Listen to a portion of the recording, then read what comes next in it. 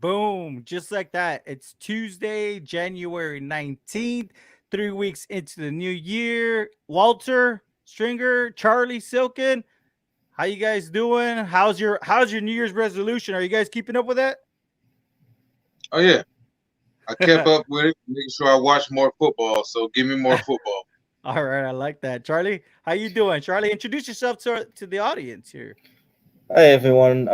My name is Charlie Silkin. I'm a second year student at UVA, University of Virginia.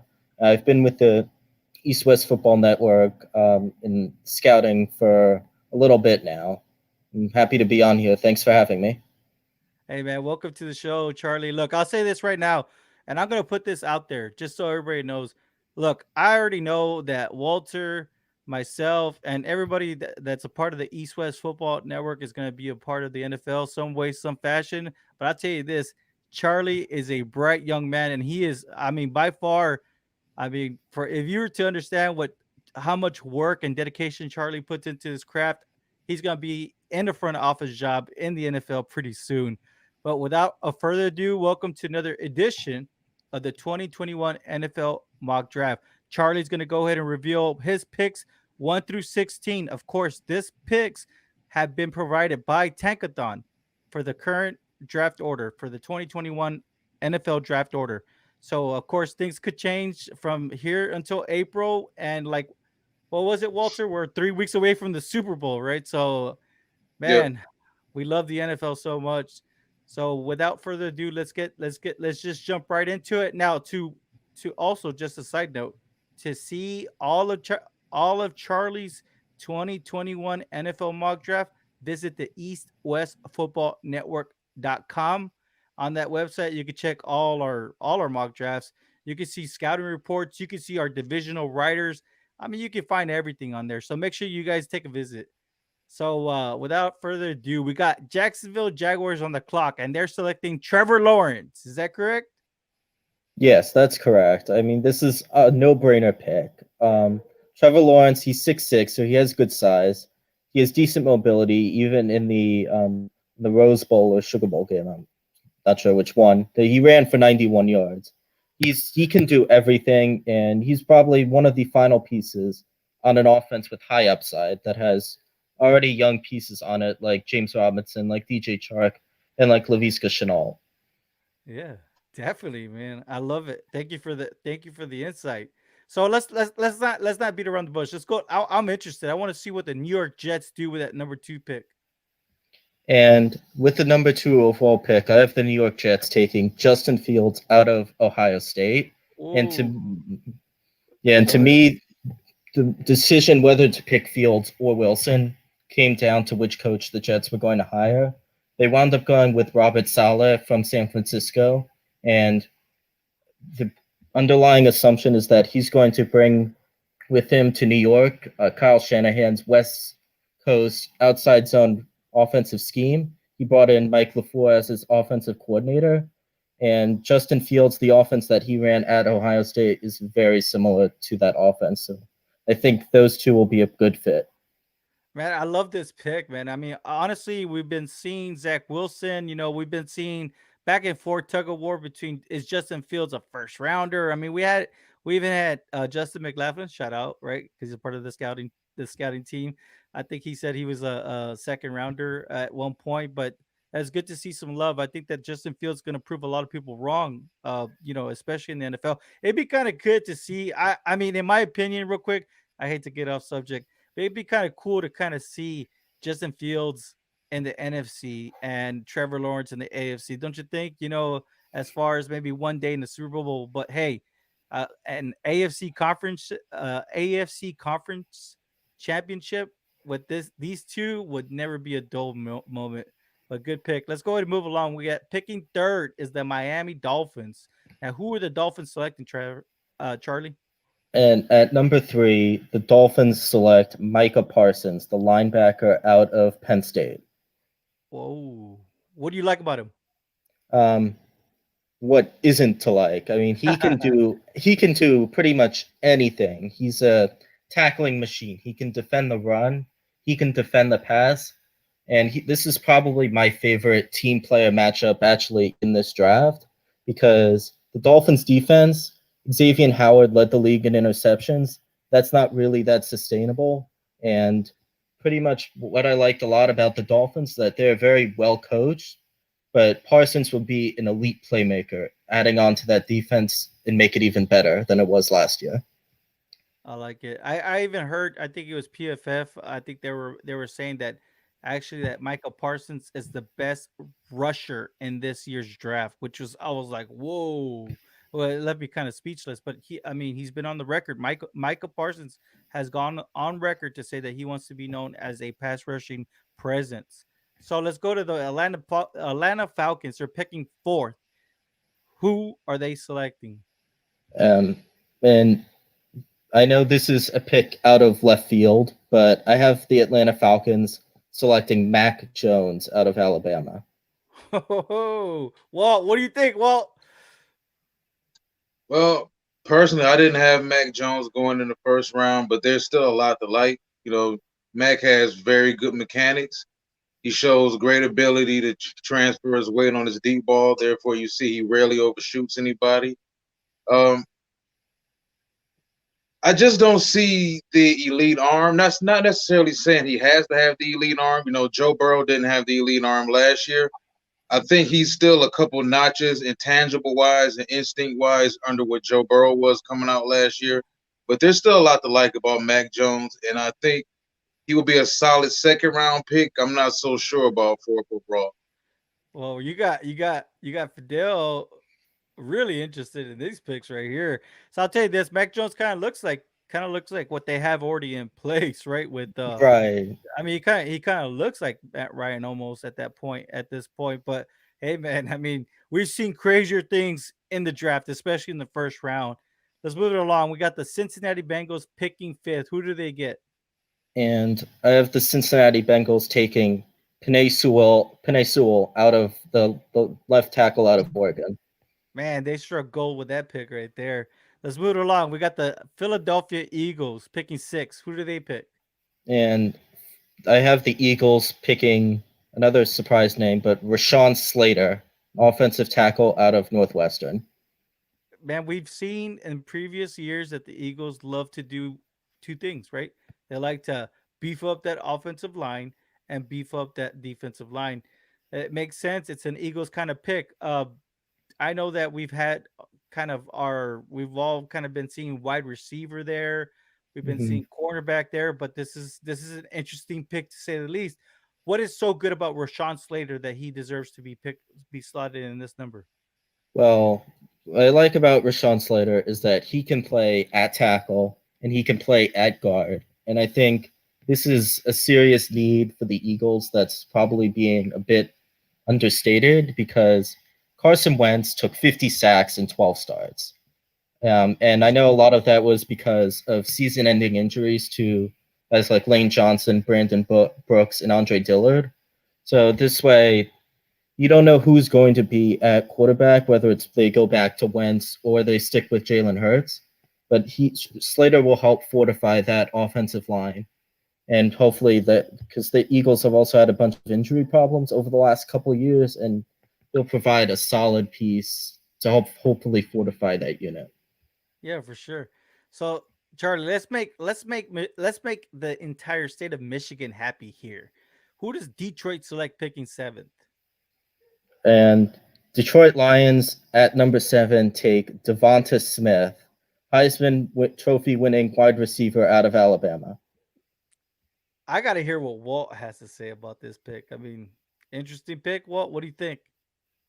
Well, if Parsons isn't on the board, I don't think I would really have too big of an issue with it. Lions do need wide receiver help. I think the Lions are another one of those teams that they need corners, they need linebackers, they need pass rush help, they need receiver. They could go quarterback. So you never really know. If Smith fell to that spot, I wouldn't be too upset. I would prefer a defensive player myself. I had them actually mock taking Michael Parsons. I had Parsons fall into that spot. I also think Quiddy Pay is another possibility by the time he works out at his pro day and shows what he can do. I think he's going to shoot up boards because everyone loves pass rushers.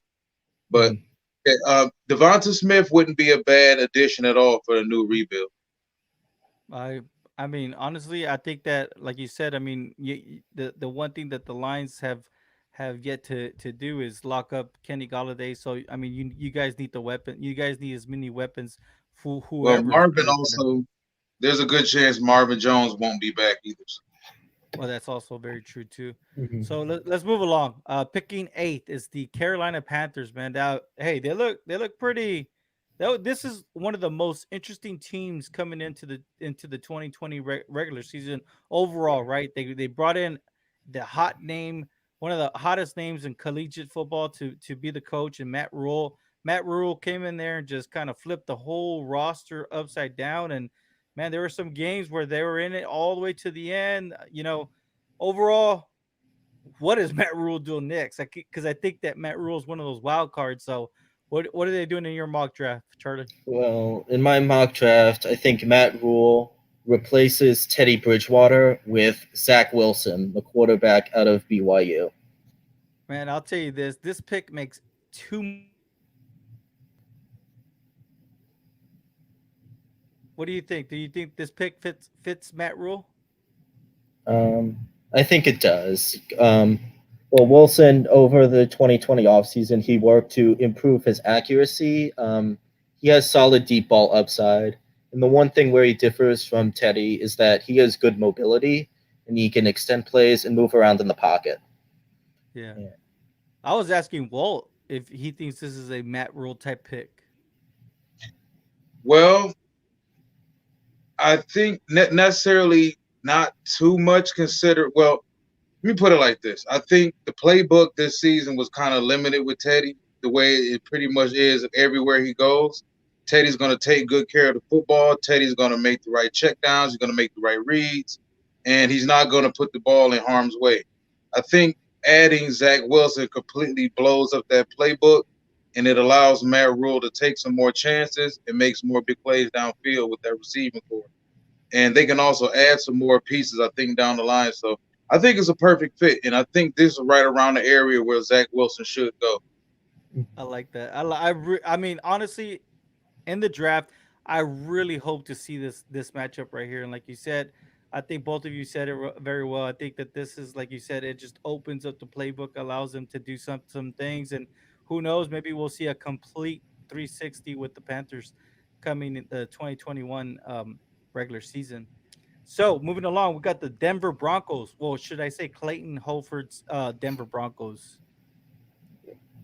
Who do they pick, Um, Charlie?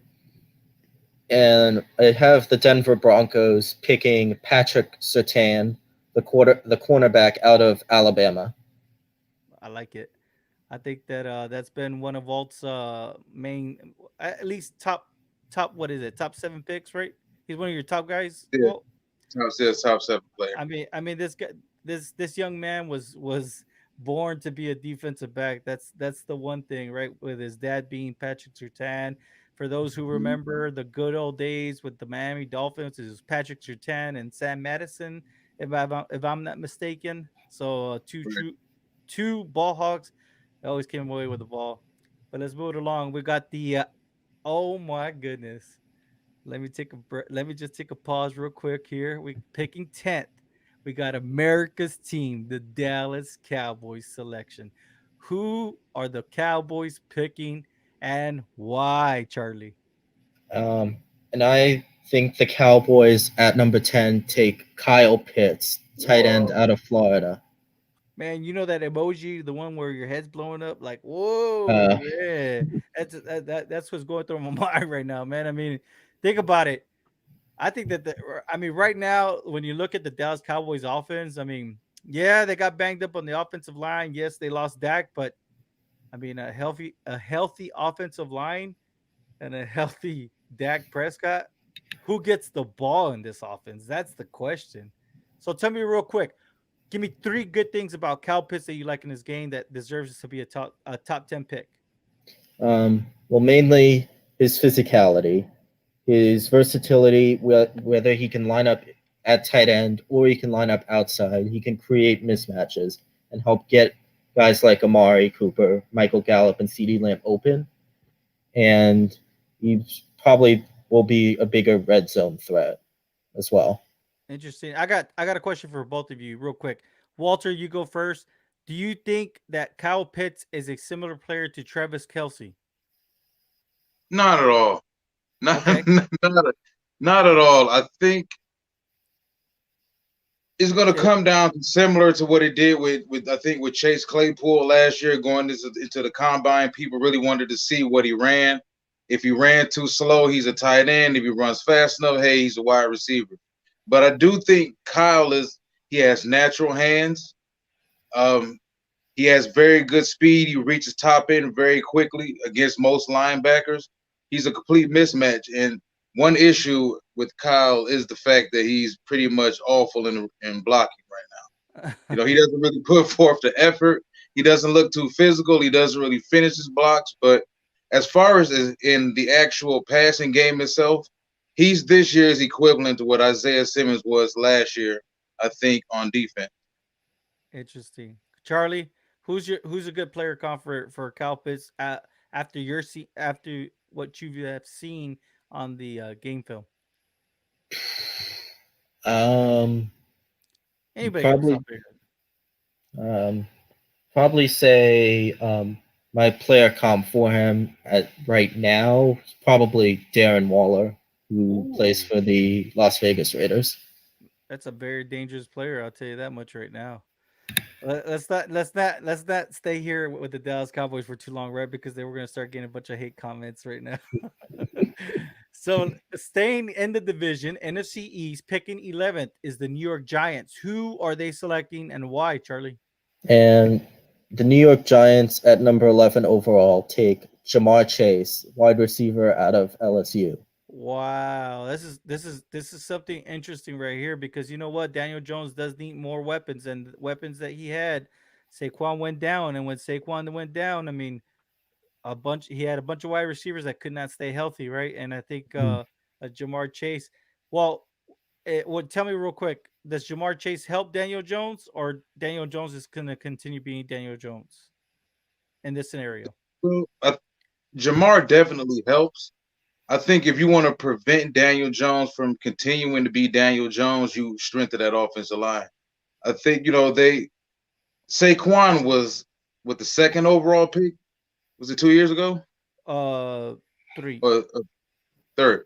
Yeah, I think people are forgetting how much they invested in Saquon Barkley and how great of a talent he is. I think he's probably talent wise top two, top three running backs in the league, and there's no excuse for him to average 3 yards a carry. I think the best thing they can do to really help Daniel Jones is to strengthen that offensive line and find a way to unlock Saquon Barkley. If they can unlock his talent, that opens up everything else because Daniel Jones has proven if you give him time, he can find people. He can definitely find people and he can make the throws. I think Daniel's problem is he's constantly flustered and they constantly ask him to do too much right now.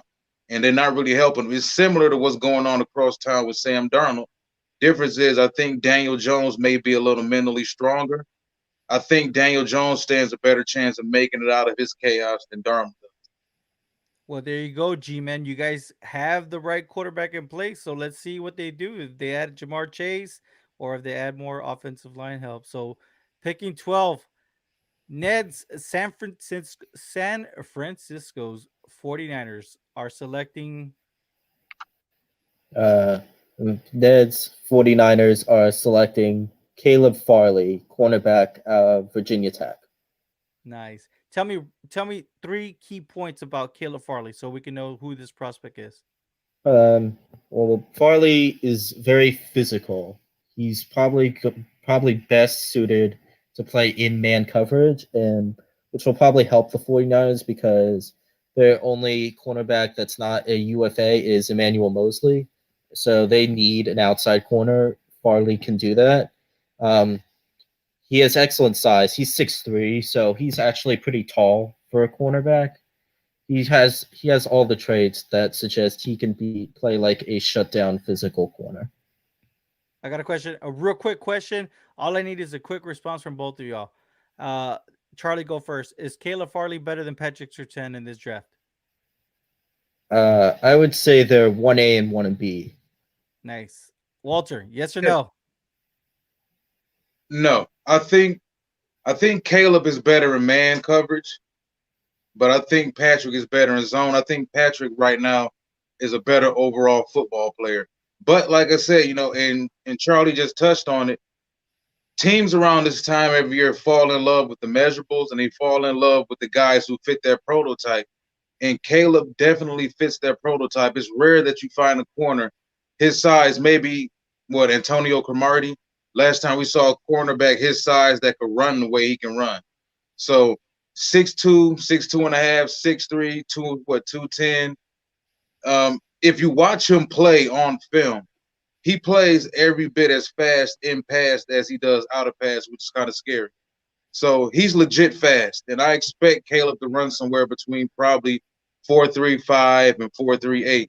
If he does, there's a good chance someone could fall in love with him and take him before Patrick.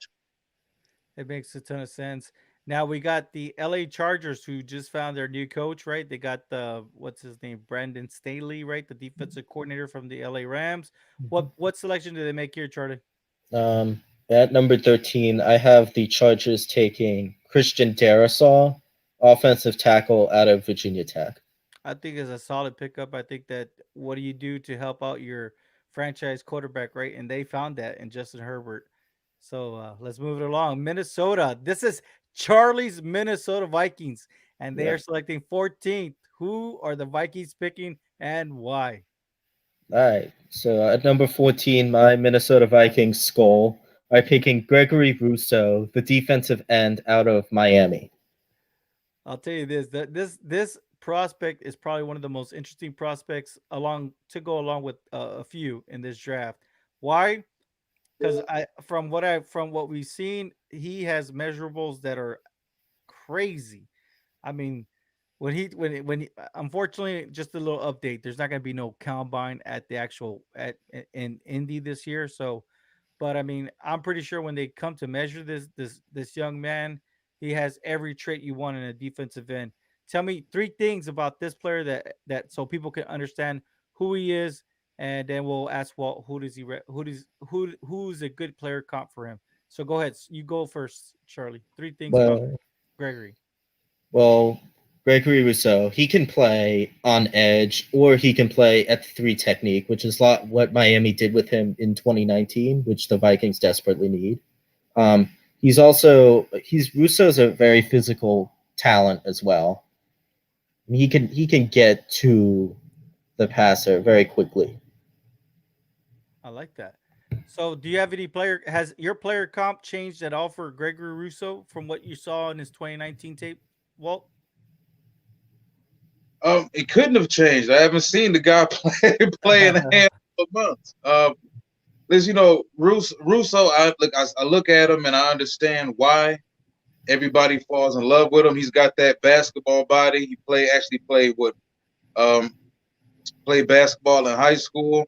He's got that slim body, that slim frame. He's got the long arms.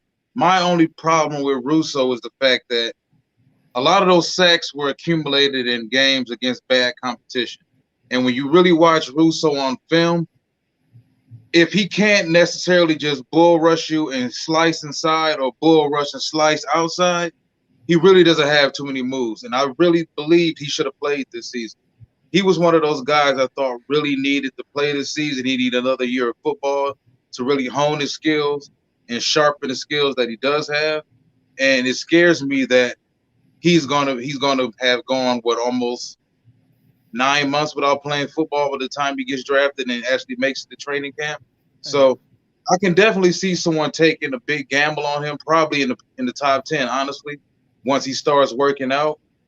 Only problem is with these guys who haven't played football and set out this season, we have no idea what they're going to look like. And they may work out great because we expect these kids to work out great. They've been working out since they were 12, 13, 14 years old. Problem is they haven't played football in a year. no, it makes And that total. scares me with a lot of players. No, yeah, it makes total sense what you're saying. I mean, but you look at the Vikings.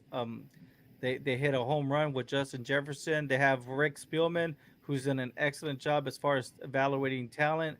I think that overall, I mean, they don't have that much wiggle room to play around with the quarterback at this point. So I think adding, to, reconstructing that defense and allowing Mike Zimmer to unleash his defensive line, this is great because, like Charlie said, look at the versatility. But let's move along. We got Kendall Whitley's New England Patriots selecting 15th. Who? What's the selection here? At number 15, I have the Patriots taking Jalen Waddle, wide receiver from Alabama. Ooh, man, he's gonna love this pick. Wait till you see him. I think he's probably gonna start dancing. I don't know what he's gonna do. He's gonna be super excited. I think that he really liked Jalen Water, and I remember him asking the whole scouting team, what do you think about Jalen Water? What do you think about Jalen Water? Will he be there? And in your scenario, he's there. So I think that Jalen Waddle proved a lot of people this year that he's more than just a gadget player. Yes, he has crazy speed and he's a true wide receiver. That's what he proved this year. I think that the only reason that he is slotted why he's here at 15th was because of the injury, and of course injuries always scare teams for the long run. So the final pick in this current draft that we have, picking 16th, is the Arizona Cardinals. Who do you have picking there? Yeah, I have the Arizona Cardinals picking Travis Etienne, running back from Clemson. Okay. Okay, Charlie, I like the boldness. I like the boldness. I'll tell you this. This is the highest that we have seen a running back in our in on all in all our mock draft shows that we've done so far. This is the highest, but I like it. Tell me, why is Travis Etienne your pick and not Najee Harris? Travis Etienne is my pick here because he's a dual threat running back.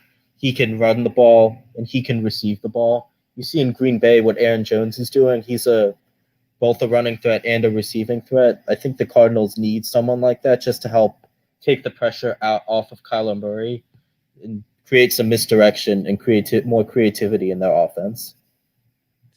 Shoot. I love this mock draft, Charlie. I think this is going to be one that a lot of people are going to be talking about. So, like I said earlier, I mean, you guys got to visit the website, check out the website. You can even leave your comments on there. Please be respectful, of course. Walt, is there anything that you want to add just to kind of end this out for us? Not much. Honestly, the Cardinals can use either Najee or Travis.